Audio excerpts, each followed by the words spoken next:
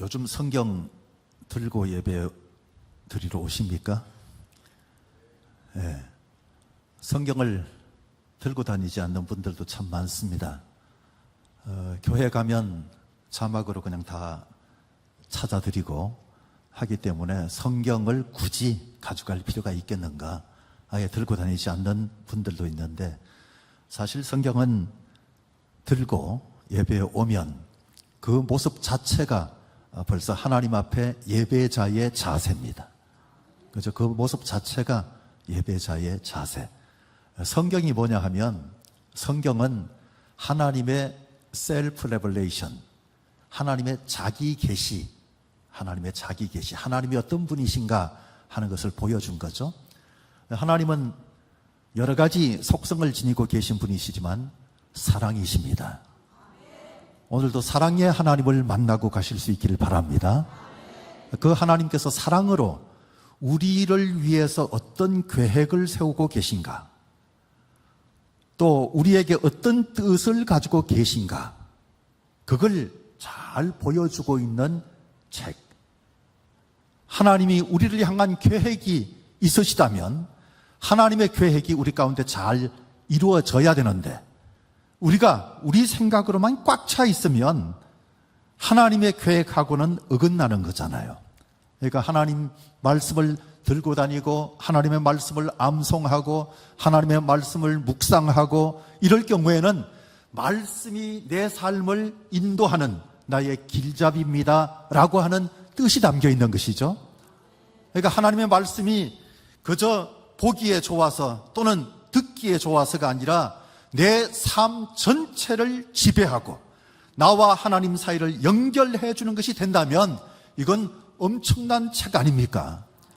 이 성경은 우리에게 한마디로 말해서 러브 스토리이기도 하지만 셀베이션 스토리, 구원 이야기. 하나님이 우리를 구원하시려고 한다는 사실. 무더워서 잠을 잘 자지 못한 밤도 많았을 겁니다. 그런데 희한해요. 금방 찬바람 불면 덥던 거 다 잊어버려요. 금방 잊어버려요. 그래서 먼 날씨가 이렇게 저녁이 되면 쌀쌀해, 바람이 왜 이렇게 차, 그러면서 시원해 준 것에 대한 감사보다가는 이제는 또 썰렁하다고 뭐라 그럴 거고, 춥다고 뭐라 그럴 거고, 그러니까 뭐 덥든지 춥든지 시원하든지 언제나 우리 속에 하나님이 허락하신 은혜라고 생각하면 늘 감사하면서 살지만, 날마다 일어나면서부터 날씨가 꿀꿀하네, 날씨가 왜 이래, 뭐 이것부터 시작하는 일이 있으면 하나님의 은혜를 망각한 삶이 될 수 있으니까 오늘 또 참 좋은 날씨입니다.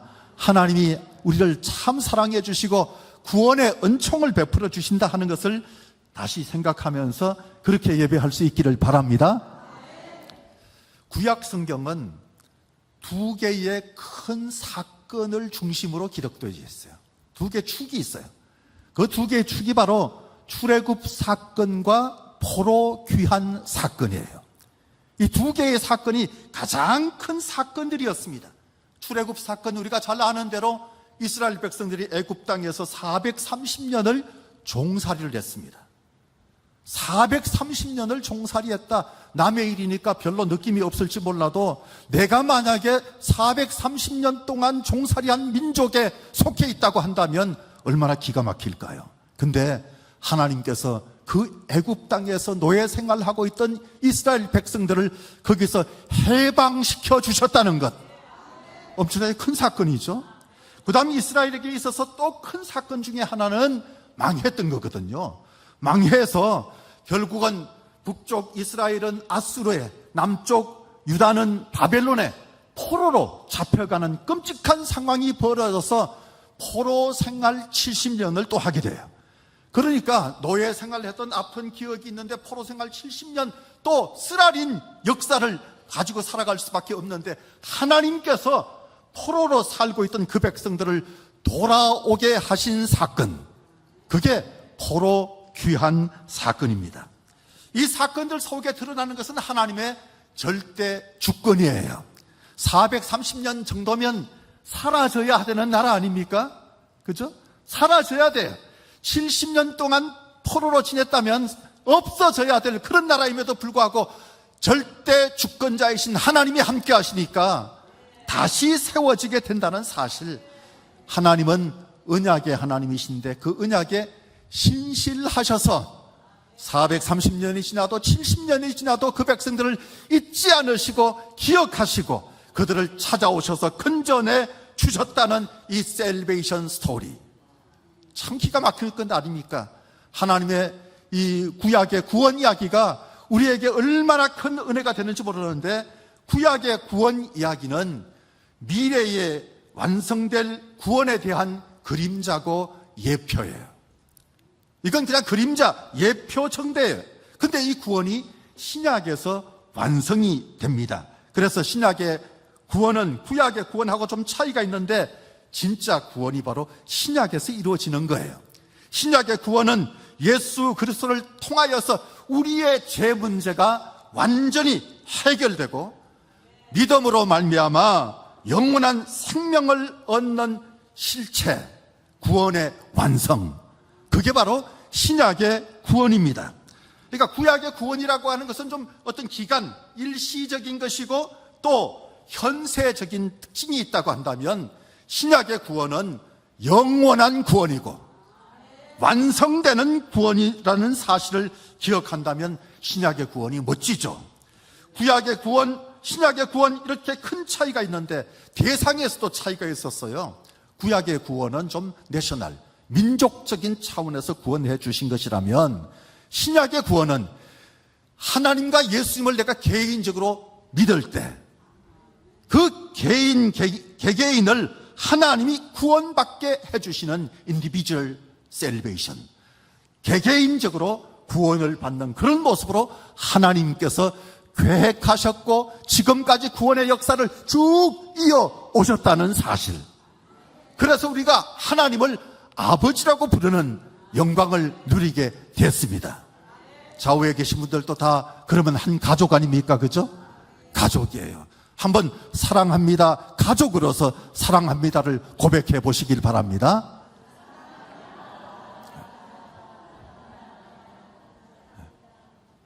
엄마하고 자녀, 딸하고 같이 앉아가지고 우리는 이제 동급이네. 하나님이 똑같이 아버지, 하나님이 똑같이 아버지. 자, 하나님은 왜 독생자를 내어주기까지 하시면서 우리를 사랑하셨을까? 이게 이제 중요한 거예요. 하나님이 구원을 위해서 왜 독생자까지 우리에게 내어주시는가? 무슨 목적이 있지 않겠는가? 하나님도 생각이 있으신 분이신데 아무 생각 없이 독생자 예수 그리스도를 십자가 위에까지 내어주신다는 게 말이 안 되는 거잖아요.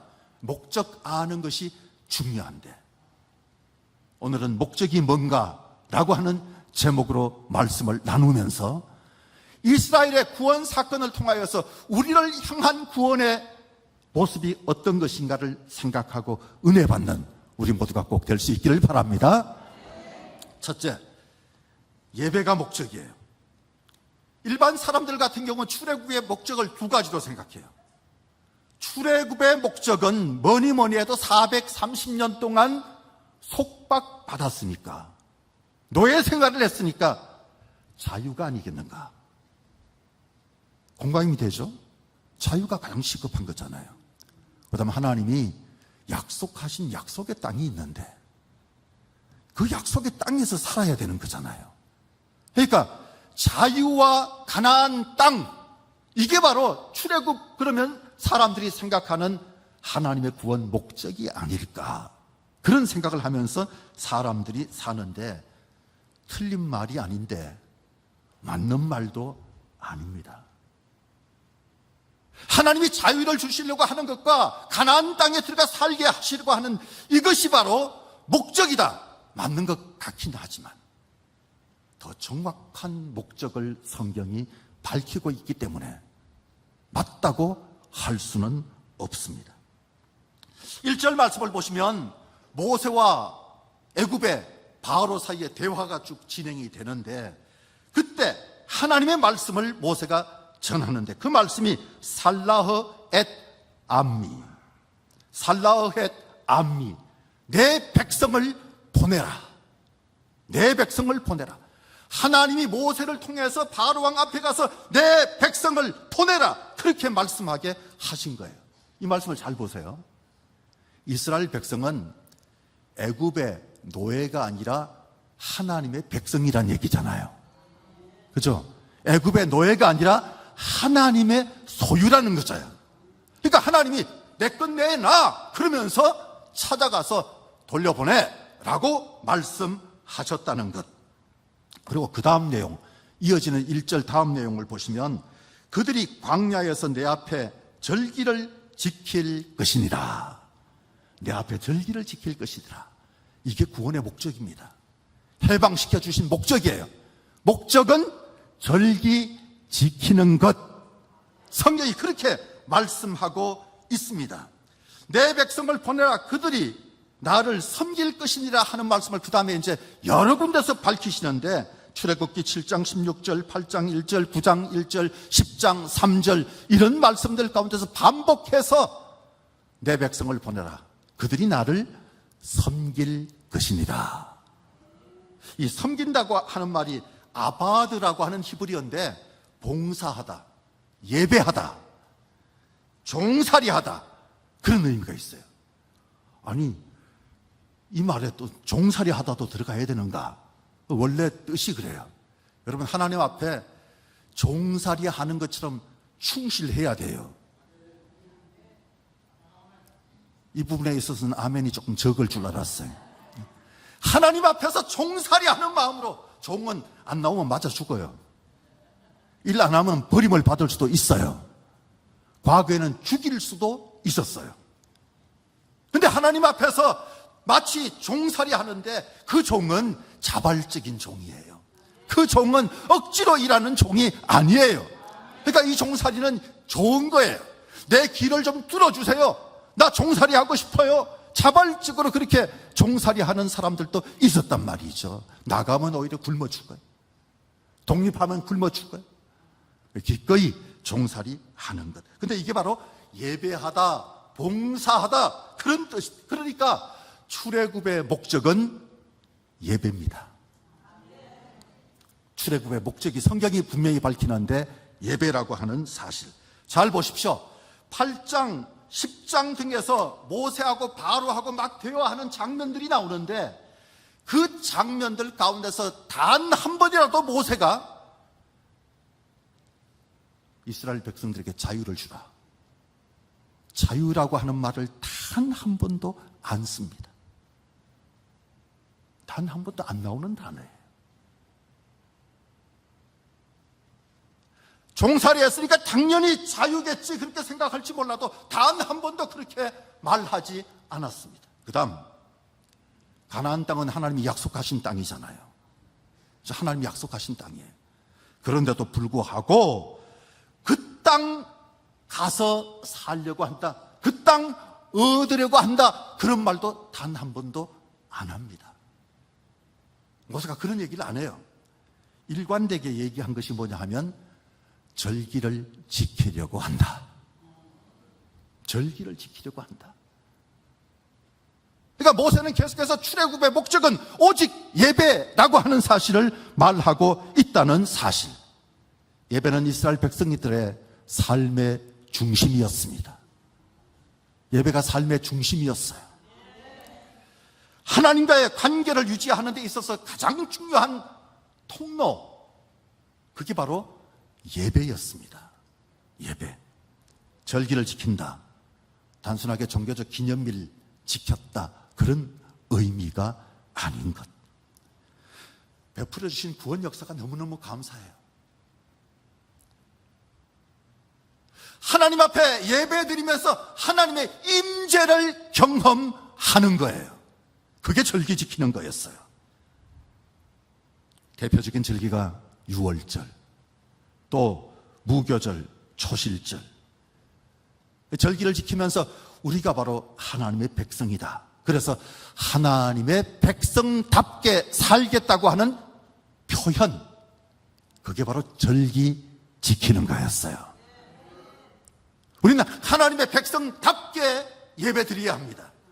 하나님의 백성답게 봉사해야 합니다. 하나님의 백성답게 말해야 합니다. 하나님의 백성답게 행동하는 게 중요합니다. 너무나도 중요해요. 정치인은 정치인다워야 되고, 예술인은 예술인다워야 되고, 우리는 하나님의 백성다워야 하는 사람들. 그 의지가 분명히 표현돼야 돼요. 레위기 25장, 민수기 28장, 29장에 보면 절기 지키는 방법들이 쭉 나오는데, 절기 지키는 것의 핵심이 바로 예배예요. 절기 지키는 것의 핵심. 출애굽기 8장 27절에 우리가 사흘길쯤 광야로 들어가서 우리 하나님 여호와께 제사를 드리되 우리에게 명하신 대로 하려 하나이다. 하나님의 명령이면 그대로 따르겠다고 하는 그 자세로 하나님 앞에 제사를 드리되, 제사 드렸다고 하는 말이 바로 예배를 드렸다고 하는 것. 결국 이스라엘 백성들은 애굽 땅에서 벗어난 것이 바로 예배를 위해서였구나. 우리는 이걸 분명하게 알고 있어야 되는 것. 구원의 목적은 예배입니다. 구원의 목적이 예배예요. 문제는 사람들은 예배는 목적이 아니고 자유를 얻기 위한 수단이고 가나안 땅을 얻기 위한 수단으로 여기는 것 같은 모습들. 목적이 수단이 되고 수단이 목적이 돼요. 내가 예수 잘 믿고 예배 드리면 건강하겠지. 내가 예배 드리면 사업이 잘 되겠지. 예배 드리면 결혼하겠지.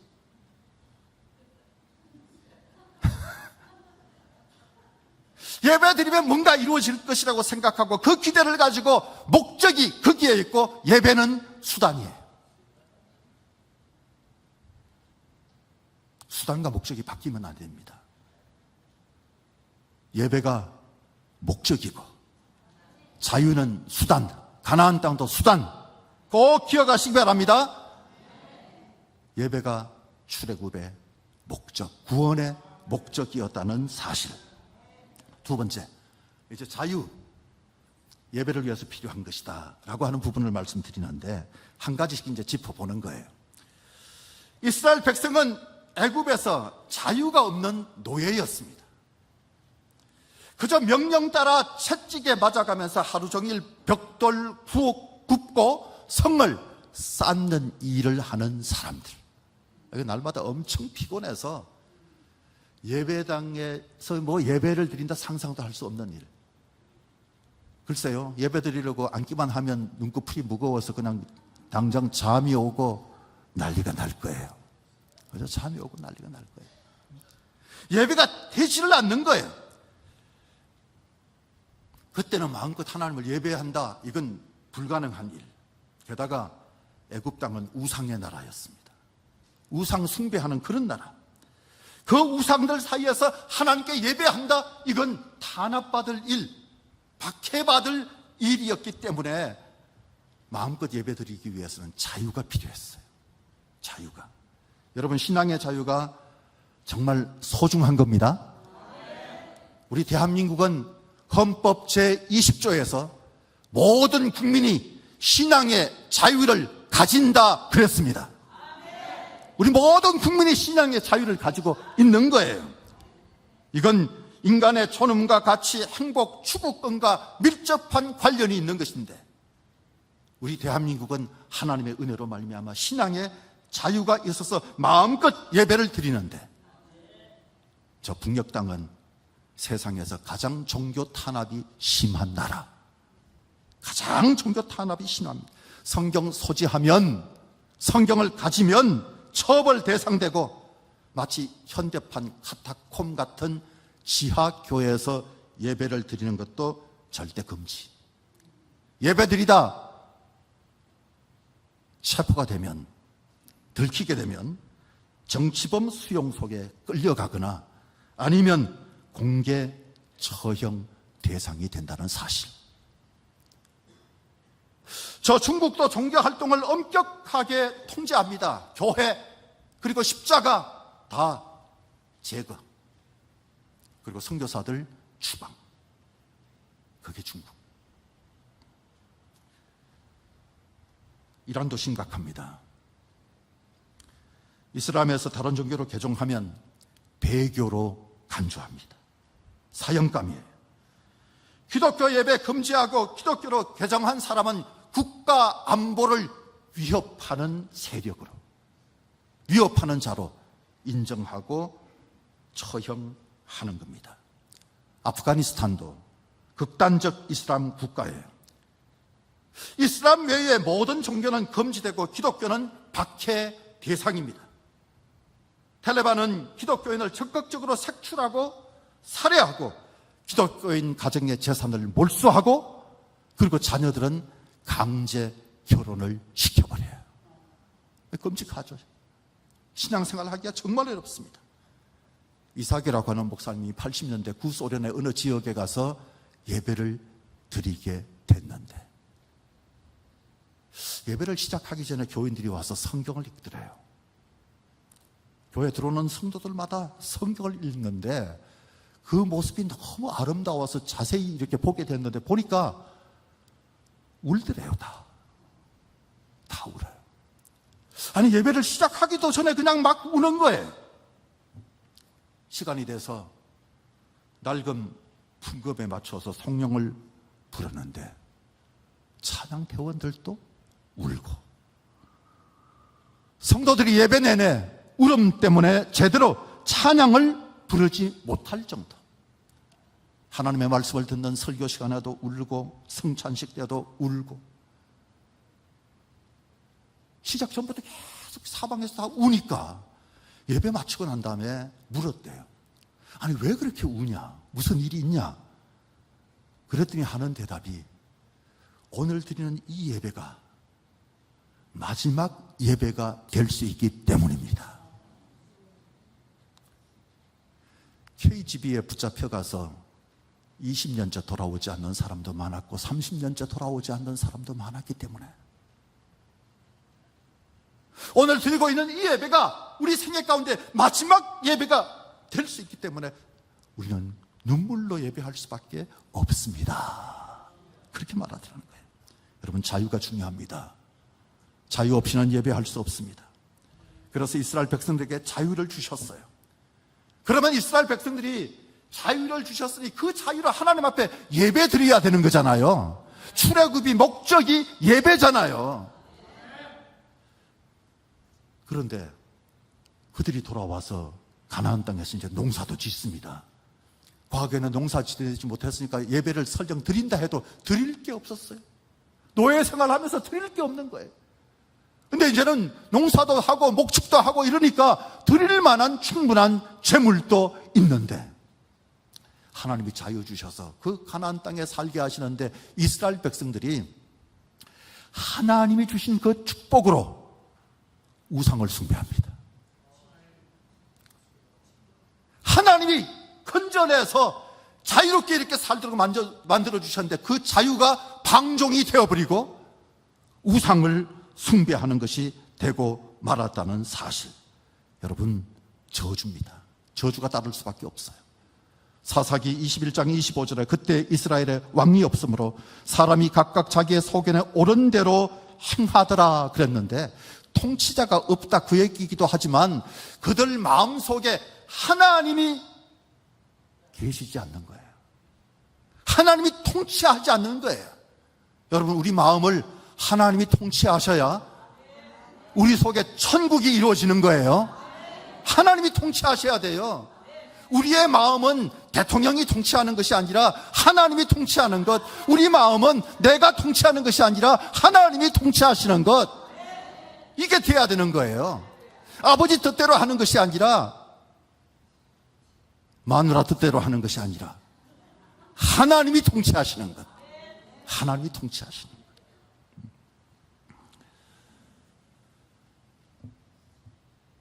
우리가 누리는 자유라고 하는 것은 죄의 사망, 속박, 죄로 말미암아 사망 그리고 속박될 수밖에 없는 그 가운데 있던 우리가 거기에서 벗어나 하나님을 예배하고 하나님의 영광을 드러내는 것으로 통제가 돼야 돼요.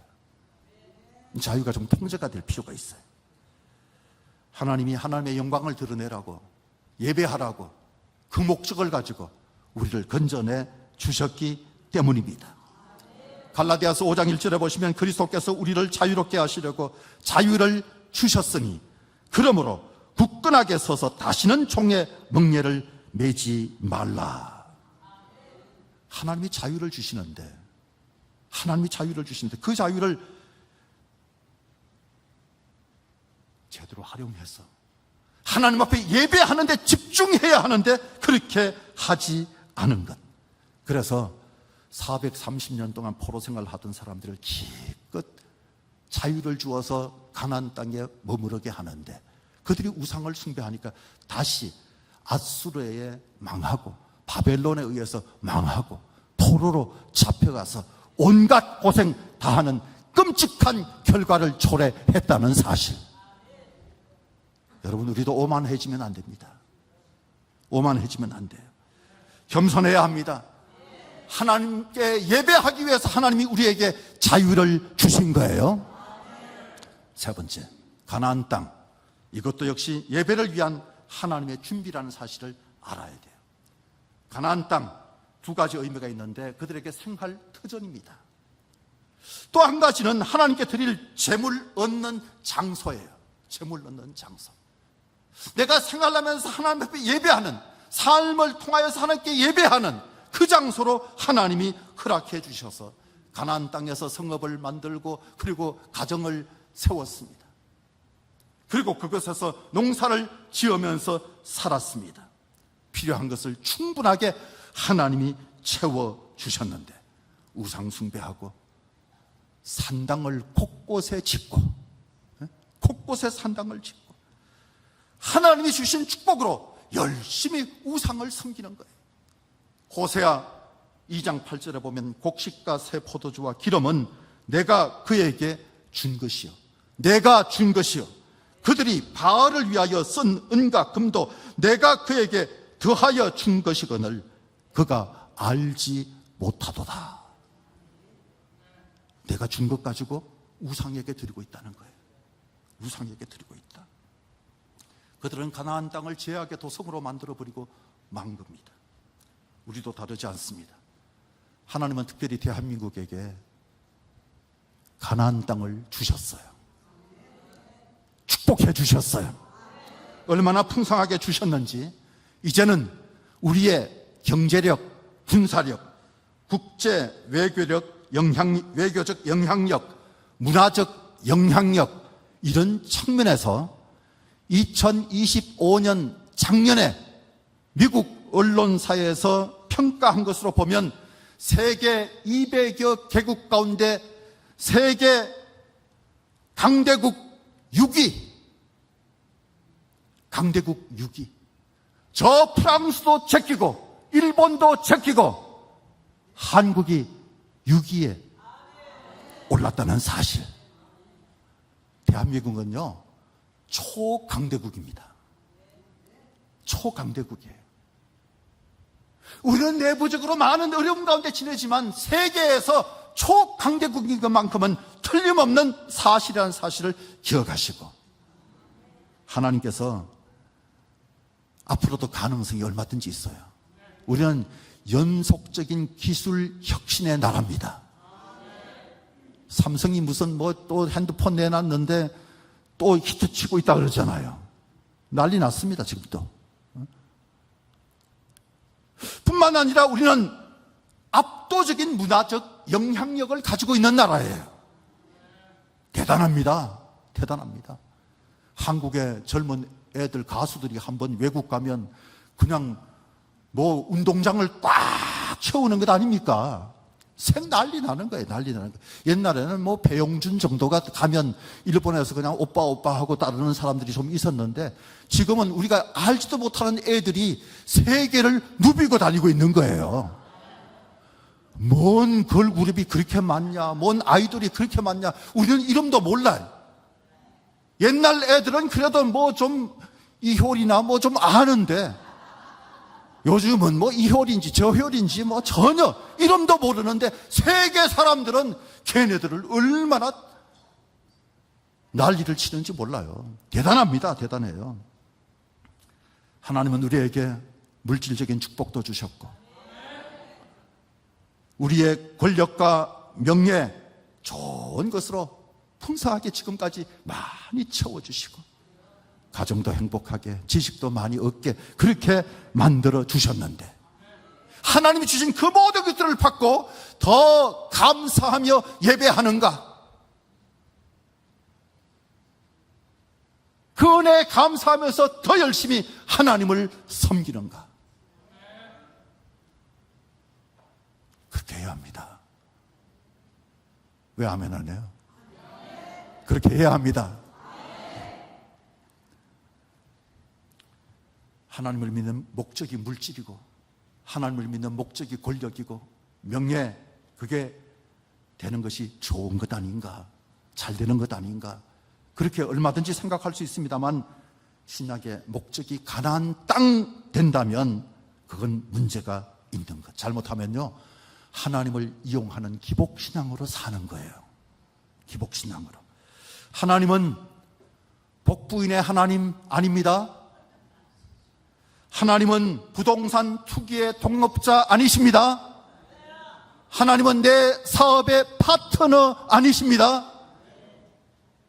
하나님은 모든 것의 주인이세요. 모든 것의 주인이세요. 이스라엘 백성들이 그 주신 축복으로 우상 숭배하다가 망했다는 것, 우리가 반드시 기억해야 돼요. 꼭 기억해야 돼요. 그리고 목적이 뭔가를 분명히 다시 확인해야 돼요. 릭 워렌이라고 하는 분이 우리 삶의 목적은 하나님의 기쁨이라 그랬어요.